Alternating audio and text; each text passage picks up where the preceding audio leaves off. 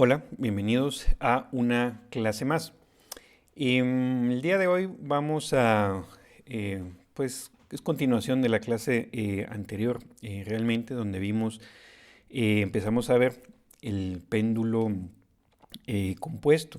Que el péndulo compuesto, pues, básicamente cualquier objeto extendido de una forma arbitraria, oscilando o girando alrededor de un eje fijo. Entonces definimos algunos conceptos interesantes como el centro de oscilación. Entonces ahora vamos a utilizar esos conceptos para analizar la siguiente situación, que básicamente el libro pues lo dice casi que hasta el final del análisis, pero se aplica como si fuera la situación de un bate de béisbol, al cual o el cual se usa para pues pegarle a una pelota. Entonces pues nos vamos a referir a la figura que está en el libro, esta figura que está acá. La vamos a tener presente porque pues nos va a ser útil para ubicar los puntos de los que vamos a hablar. Entonces la configuración de nuestro sistema es tal que este objeto o bate, si le queremos llamar, es libre de girar alrededor de O. Es decir, la situación es un poco idealizada, ¿no? Entonces, vamos a asumir que el bate está, el plano de la pantalla es el plano de oscilación o de giro, que el eje pasa a través del punto O. Entonces, este punto O representa el eje alrededor del cual este objeto puede girar. Entonces decimos que es libre de girar alrededor de O. Luego vamos a asumir que si algo le pega al bate, eso sucede en el punto O'. Entonces es algo así como que la pelota viene desde abajo hacia arriba, digamos, y le va a pegar en el punto O'. De tal manera que en ese momento de choque, de contacto, se ejerce una fuerza F' sobre el bate. Mientras que el eje, si este objeto está restringido a moverse, a girar alrededor de un eje fijo, el eje va a tener que ejercer una fuerza también para mantener este punto O quieto, es decir, que no se mueva. Entonces, era lo que decíamos muy al principio de nuestras clases. Si el objeto está restringido a moverse en un eje, entonces tiene que haber una fuerza que mantenga fijo a ese eje. Entonces, si vamos a tener que este eje no se mueve, vamos a tener que tener una fuerza también que lo mantenga fijo. Entonces, por alguna razón,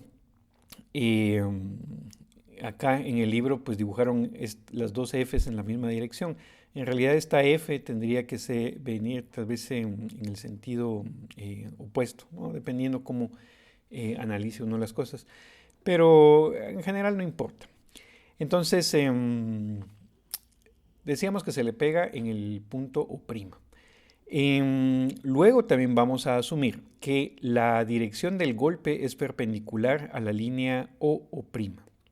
Es decir, cuando viene la pelota y le pega acá en O', esta fuerza que ejerce F' es perpendicular, es decir, 90 grados con la línea horizontal de O a O'. Entonces, eso nos da la configuración de nuestro sistema. Entonces, vamos a definir un par de cantidades que nos van a ser útiles.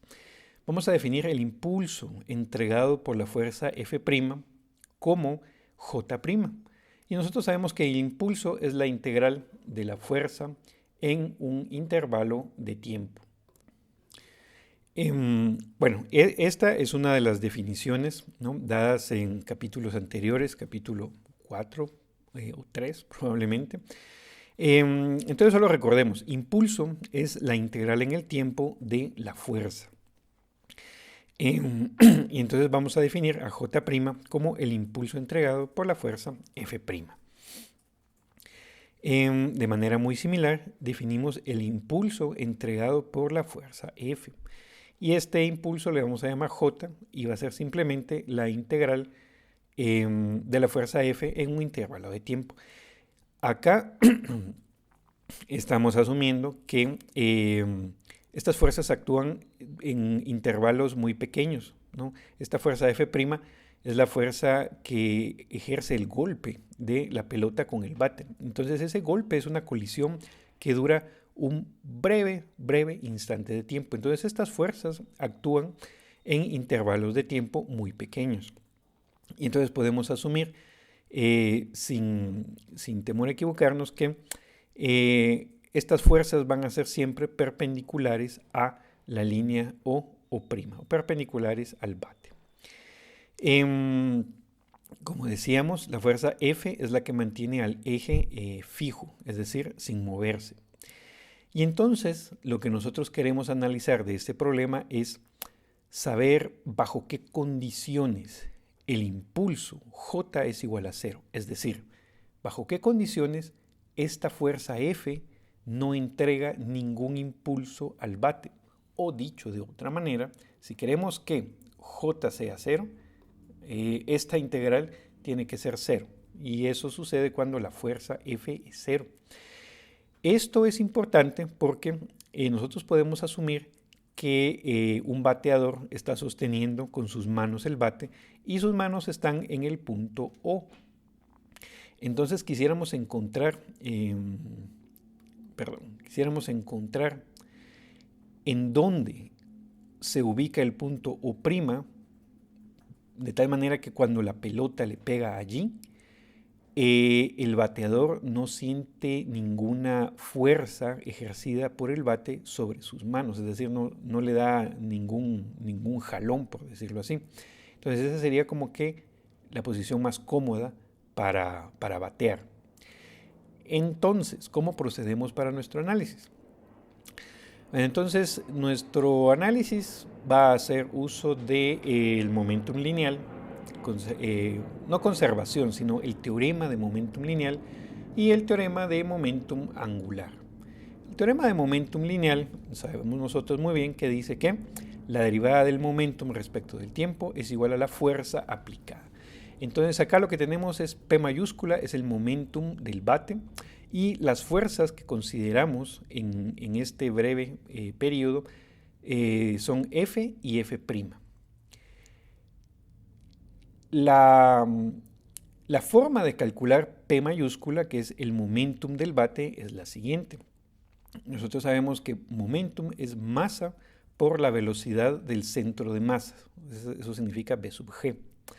Y esto nosotros lo podemos escribir como masa por, y nosotros sabemos que velocidad es, si O es el eje, ¿verdad? Y la velocidad angular alrededor de ese eje es teta punto, entonces la velocidad tangencial de G va a ser simplemente la distancia desde el eje hasta G por la velocidad angular, es decir, H por teta punto. Entonces, acá lo que estamos haciendo es escribir velocidad tangencial como R, ¿no? Lo que le llamamos normalmente la distancia del eje, por la velocidad angular. Entonces, H es la velocidad desde O hasta el centro de masa. Entonces, por eso estamos escribiendo velocidad del centro de masa como H por velocidad angular teta punto. Entonces, esta es la velocidad instantánea, ¿no? Recuerden que acá siempre estamos hablando de cantidades que dependen del tiempo y todo es referido a un instante de tiempo. Entonces, en ese instante, ¿no? Breve instante que actúan las fuerzas, podemos asumir que la velocidad del centro de masas es tangencial y la podemos calcular como H por velocidad angular, teta punto. Entonces, este es un punto crucial, poder identificar que la velocidad del centro de masa la podemos calcular como H por teta punto, velocidad angular. Y de nuevo, teta sería el ángulo de giro alrededor del eje O. Entonces, cuando nosotros sustituimos P, el momentum lineal, en nuestro teorema de momentum lineal, pues nos queda la derivada en el tiempo de mh teta punto igual a la suma de las fuerzas. Entonces, lo que hacemos acá es pasar el diferencial de tiempo multiplicando al otro lado e integramos ambas partes. Entonces, esa operación es trivial, pues básicamente cancelamos el diferencial en este lado izquierdo y precisamente por eso habíamos definido la integral de las f's en un lapso de tiempo es ', al impulso que entrega cada una de las fuerzas. Entonces, para no andar escribiendo integrales, de una vez escribimos j para f y j' para f'. Y esto es lo que nos dice el teorema de momentum lineal.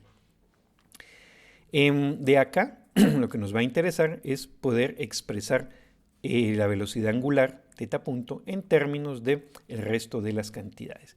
Este resultado lo ponemos así en azul porque lo guardamos y lo vamos a necesitar ahorita en un rato. Entonces, de momentum lineal, solo volvemos a copiar este resultado. Ahora aplicamos momentum angular. El teorema de momentum angular nos dice que la derivada del momentum angular en el tiempo es igual al torque aplicado. Entonces, ¿cómo se aplica esto? Bueno, momentum angular, ustedes saben que es momento de inercia, ¿verdad? Que es esta cantidad que está resaltada acá por velocidad angular. Y el momento de inercia, ya saben ustedes que una manera muy conveniente de escribirlo es masa por el radio de giro al cuadrado. Entonces es el radio de giro alrededor del eje O. Entonces todo lo que queda aquí adentro entre paréntesis es momento angular. El torque lo estamos calculando respecto al eje O. Entonces acá hay que incluir el torque de todas las fuerzas. Y convenientemente el torque que hace la fuerza F es 0 porque está siendo aplicada justamente en donde está el eje. Entonces el torque de F se cancela, es 0. Entonces solo nos queda el torque que hace F'. Entonces como F' es perpendicular a la línea O, pues el torque simplemente es fuerza por el brazo, es decir, la distancia desde O hasta O'. Y esa distancia le llamamos L. Entonces nuestro torque simplemente es F' por L. Y acá entonces tenemos aplicado el teorema de momentum angular. Entonces de manera similar, dt lo pasamos multiplicando al lado derecho e integramos ambos lados. En el lado izquierdo se cancela el diferencial y en el lado derecho obtenemos otra vez la integral de F', que ya habíamos dicho, eso es el impulso J'. Entonces al final de cuentas obtenemos este resultado. Entonces acá utilizamos lo que habíamos calculado anteriormente de momentum lineal. Acá podemos utilizar el resultado de momentum lineal para eliminar θ' de esta ecuación.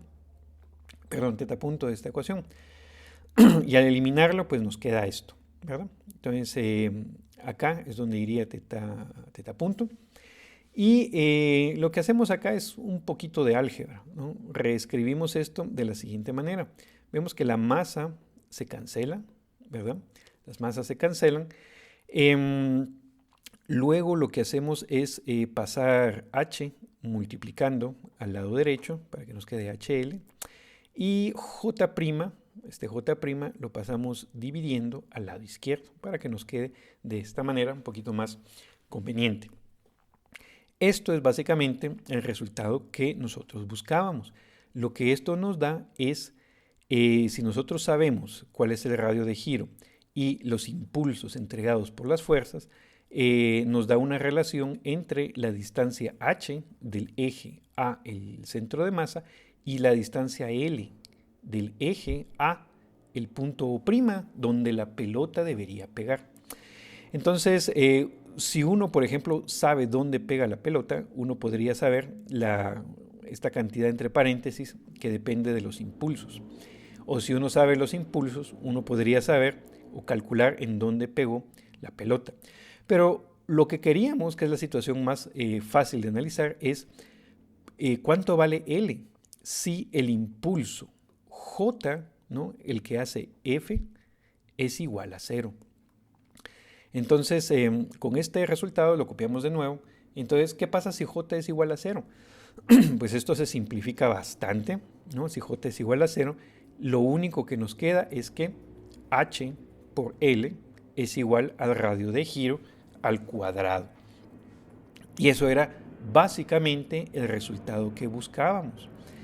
Esto lo que nos dice es Si nosotros queremos que la fuerza F no entregue ningún impulso al bate, la relación entre las distancias HL tiene que ser esta. Entonces, si nosotros sabemos cuánto vale H, esto automáticamente nos dice cuánto vale L, porque K, el radio de giro, depende de la inercia del bate. Entonces, esa es una cantidad conocida. Entonces, de acá nosotros podemos averiguar en dónde se ubica el punto O'. Y entonces, si el bateador logra pegarle a la pelota justamente en O', él va a sentir que no hay ninguna fuerza que el bate ejerza sobre sus manos. Pero supónganse que pues no logra hacer que la pelota pegue acá, sino que pegue, no sé, por ejemplo, mucho más lejos, casi que en la orilla del bate. Entonces sentiría en sus manos pues una fuerza que el bate ejerce sobre sus propias manos. Y entonces eso es lo que nos da este análisis que tenemos acá. Entonces, si recordamos también que de la clase anterior, nosotros vimos que la relación entre el radio de giro respecto de O se puede escribir como el radio de giro respecto del centro de masas más la distancia h. Esta expresión que tenemos aquí arriba la podemos reescribir de tal manera que llegamos a lo que vimos la clase anterior, en que h por h' es igual a el radio de giro alrededor del centro de masa, ¿no? Y h' en este caso es la distancia del centro de masa al punto O'. En ese caso le habíamos llamado a O' centro de oscilación.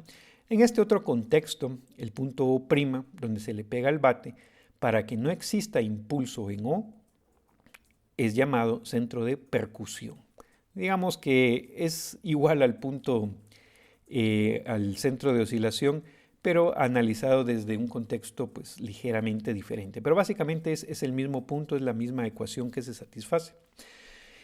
Otra manera de interpretar este resultado es la siguiente. Si ustedes imaginan que este bate está de alguna manera suspendido en el espacio, lejos de cualquier estrella o planeta y simplemente está flotando libremente en el espacio sin estar sujetado por nada, y de repente nosotros venimos y le pegamos un golpe en O', entonces nosotros lo que veríamos es que inicialmente el bate empezaría a girar alrededor del punto O, aunque no haya nada que lo sujete. Y esto es porque como no hay fuerza alguna en F, y habíamos dicho no entrega ningún impulso, entonces inicialmente el bate empezaría a girar alrededor de O. Claro, como no hay ninguna otra fuerza que mantenga al bate fijo, el centro de masa pues se va a empezar a mover también. Y entonces recordemos acá algo muy importante del movimiento de objetos extendidos. Uno puede analizar por separado el movimiento del centro de masa y el movimiento de rotación. Entonces, si nosotros le aplicamos un golpe al bate totalmente suspendido en el espacio, pues va a haber una fuerza neta que lo empuja.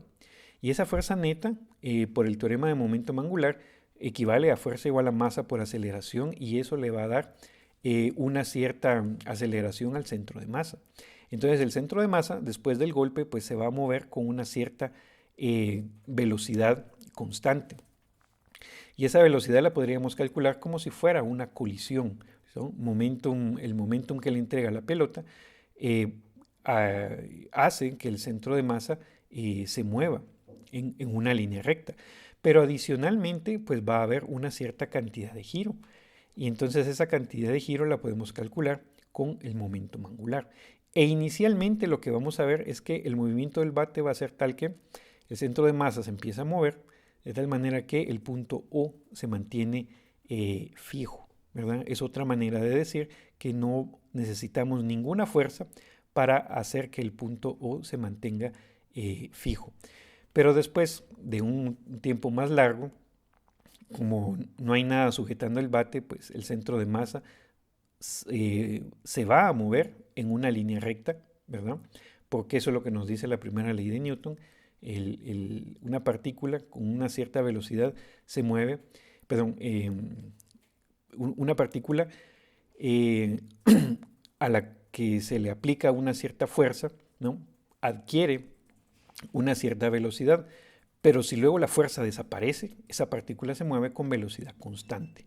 Entonces acá no tenemos una partícula como tal, sino que es un objeto. Pero el centro de masa es ese punto representativo en donde podemos considerar que toda la masa está concentrada en dicho lugar. Entonces, muy importante, ¿verdad? Es que cuando tenemos objetos extendidos, su movimiento siempre se puede descomponer como el movimiento del centro de masa, considerado como una masa puntual, y el movimiento de rotación alrededor de un eje. Entonces, pues esto era la clase de hoy. Nos vamos a quedar por el momento hasta acá.